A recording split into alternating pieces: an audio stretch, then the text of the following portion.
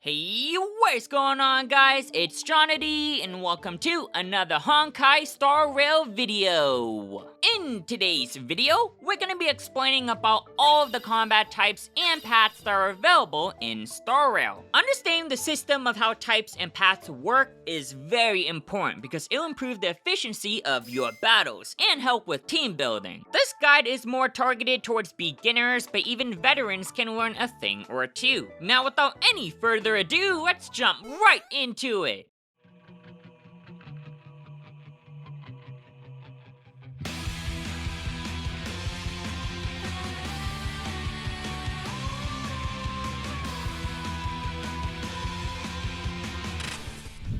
In Honkai Star Rail, there are 7 different types that are used to reduce the enemy's toughness, including physical, fire, ice, lightning, wind, quantum, and imaginary. During combat, enemies will have 2 bars that represent the traditional HP, which is indicated in red, as well as toughness, which is indicated in white. To reduce the enemy's toughness, you need to attack with one of the types the enemy is weak to, that is listed above their head, making it perfectly clear on what type should be applied. Once you've depleted the enemy's toughness completely, a weakness break will be triggered, making the enemy take additional damage when they're staggered and delaying their action. Keep in mind though that delaying an enemy's action is different from reducing their speed. Triggering weakness break is gonna be very beneficial and give you an edge in battle, so it is recommended to always bring a couple types that the enemy is weak to. Depending on what type triggers the weakness break, they'll also do a burst of damage corresponding to the type used, along with applying their own individual effects. While it might seem like a lot to remember, it's actually not so bad, since 4 of the 7 types essentially do the same thing.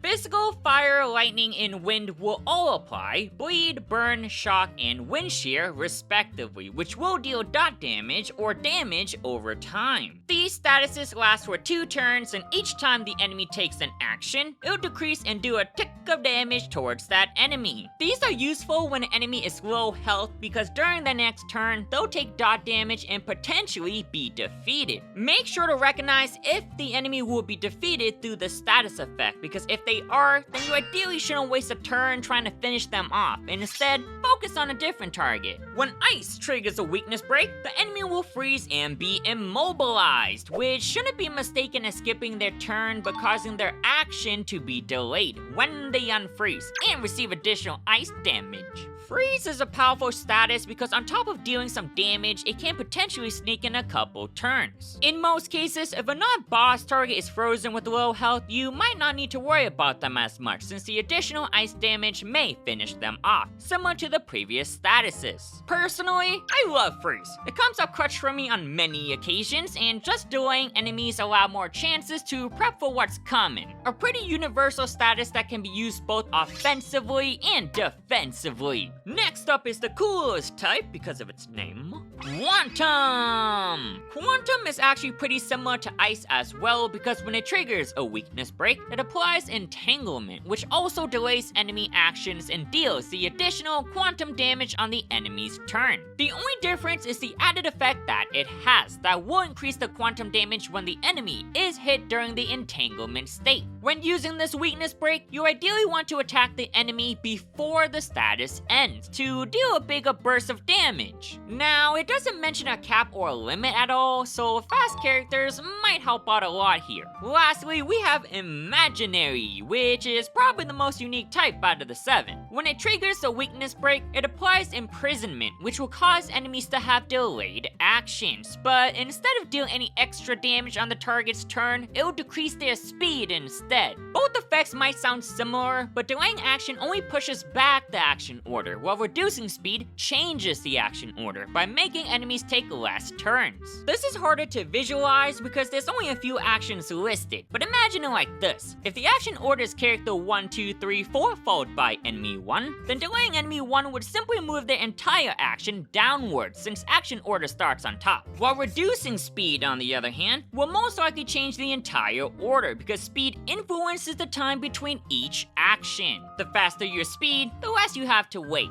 Both delaying action and reducing speed makes imaginary provide more utility rather than raw numbers to allow your team to have more opportunities to act. This is a very powerful type and something I can see being very useful for hard content like bossing, because having more time in between enemy turns enables players to plan ahead. Different types will come in handy for certain situations, so understanding the effects is important when strategizing. Something to note is that characters may affect an enemy with a status if it's part of their kit, so make sure to utilize those as well. Similarly, enemies can also affect characters with the same statuses, so players will need to play around that. For example, if a character is frozen, then their follow-up actions will be prevented since they'll take a real turn to unfreeze. Be aware of statuses and what types of weakness break will benefit you more. If an enemy is about to break but follows behind your characters in the action order, prep in advance on what you want to do. Paths are interesting because they indicate a role for a given character, kind of like classes if you play other RPGs. Much like types, there are also 7 different paths, which are Destruction, the Hunt, Erudition, Harmony, Johnny's favorite, Nahudi, Preservation, and Abundance. Destruction characters are basically all-rounders, or bruisers if you will. They deal a good amount of damage while also having a good amount of survivability, making them suitable for different situations. Good being the key word. They might not necessarily excel with any particular stat, but they don't lack it either. This path is more towards the balance side in terms of stats, and may even offer the largest amount of versatility when it comes to team composition, such as being a DPS or even a tank. A very flexible path that can fit in many different parties. The Hunt characters are your main DPS and source of damage, but for a single target. They are very good against elite enemies or bosses due to their high damage, but might struggle against waves of multiple enemies since it'll take them a couple turns individually to get to each one. To balance this out though, the Hunt are generally the fastest characters, and if we learned anything about speed from discussing about types, then they will appear most frequently when it comes to the action order. Their most favorite stats would be crit rate and crit damage to maximize on damage output, like most games for DPS characters. While it might seem like you can turtle your way to victory with healers and tanks, DPS characters are going to be necessary because in the Forgotten Hall, there's a cycle or turn limit in which you need to win by to earn the maximum rewards. Strong hard hitters that will be required to clear the most endgame content. Erudition characters are also your main DPS, but instead of single target, focus on multi-target damage. They are the best when it comes to dealing with waves of enemies, and while they might not struggle versus single bosses, you do lose on AoE damage. Still, they are the most well-rounded DPS characters since having the ability to deal AoE damage will always be useful. Some bosses may also summon minions during battle, so clearing them out quickly will be important. To balance them with the Hunt, they aren't as fast and should generally have lower multipliers since they can deal AoE damage. Much like their counterpart, Erudition will want to build crit rate and damage as well. Depending on which boss and mechanics you're dealing with, having both Erudition and the Hunt on standby will be beneficial. Harmony characters look to support the team by providing valuable buffs. They focus mainly on offensive buffs to boost your DPS characters and help deal extra damage, whether it's more attack or crit. Depending on the character, they might even be able to cleanse an ally of any debuffs applied. While they are similar in the form of wanting to buff, in what way can vary greatly. Due to this, it's hard to determine what they want to build in terms of stats because it'll depend on the individual. Make sure to check the character's kit and see what stat will benefit them most, which will in turn benefit the party. Harmony characters will shine most when the player heavily invests into a certain DPS because there are limitations to how far you can take said character. To break those limits, the buffs provided will scale exponentially since they are mainly percent based. For example, 2% of 1 million is far greater than 2% of 1. All in all, they'll work great with the main DPS. Nahudi characters also want to support the party, but in a different way, by debuffing the enemy. They are in some way the opposite of Harmony because instead of buffing and cleansing your allies, they debuff the enemy and potentially remove a buff as well. Debuffs come in many different shapes and sizes and will depend on the character, but unlike Harmony, which varies in terms of builds though, Nihility is more straightforward, wanting to build effect hit rate. Effect hit rate is important because it'll increase the chances of debuffing, and since their kit revolves around it,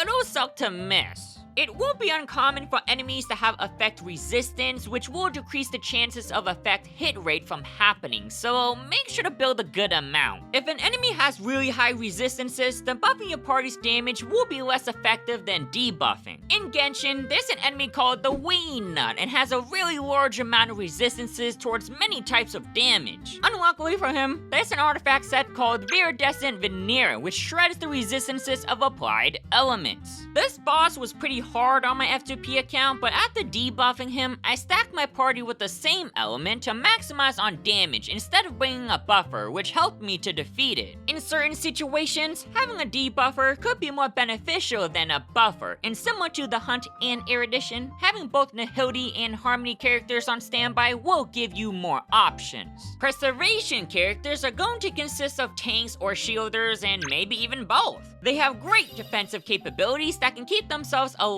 along with the party. Because of this, you'll generally want to build either HP or defense, depending on their scaling. Certain characters might even be able to taunt enemies or help draw aggro to keep the team safe. You of course can't take AoE damage for the team, but for single target or attacks that hit adjacent allies, then you can occasionally manipulate who enemies focus. So positioning your party members actually matters a lot because adjacent attacks can hit up to 3 characters. Keeping your main tank and DPS character on both ends is the most ideal because it'll decrease the chances of DPS characters being damaged. Essentially, you should position your team from tankiest to squishiest or vice versa. As the game progresses, I can see preservation characters being high in demand, especially during endgame content when bosses hit really hard. Abundance characters are pretty straightforward because all they really want to do is heal the party and keep them healthy. They have different types of outgoing healing that lets them heal individual characters or the party, and because of their association with health, you would want to generally build HP. However, I won't be surprised if eventually we receive a character that heals based on their defense. It might sound funny, but it has happened before, and in some way it makes the path more diverse in terms of building because preservation has both HP and defense scaling characters, so it wouldn't be fair for Abundance to only have one. As usual though, I would always recommend double checking the character's kit before building them. Unless your shielder is Zhongli or Unbreakable, you would generally want to bring a healer for extended fights like Simulated World and Forgotten Hall, because if you lost any HP, it's gone for good, and bosses can do AoE attacks often, so tanks might not be enough. There are also times in the Simulated World where you'll encounter random occurrences that can decrease your HP, and while there are HP replenishers scattered around, it could still put you in a bad situation. You could on some occasions get away without having a tank by having a strong healer, and vice versa, but having both will just make things a lot easier. Understanding both types and paths are going to be essential for getting an edge in combat and help with team building. If you bring a party of 4 the Hunts and Wiped, then it most likely means that you'll need to swap in characters from the paths of Preservation or Abundance. Building a team will generally depend on enemies' weaknesses because you do want to weakness break as much as possible to deal a big burst of damage and trigger different status effects. You'll always want to ensure the party has good sustainability because if your party ends up wiping, then it's game over. But DPS characters are just as important because as we mentioned, in harder content like the Forgotten Hall, players will have to win within a given amount of turns. If you're an F2P player or light spender, make sure to have a variety of characters that cover multiple types and paths. Having more options when facing different types of enemies will be the best approach because in most cases, you won't be able to use the same party every run.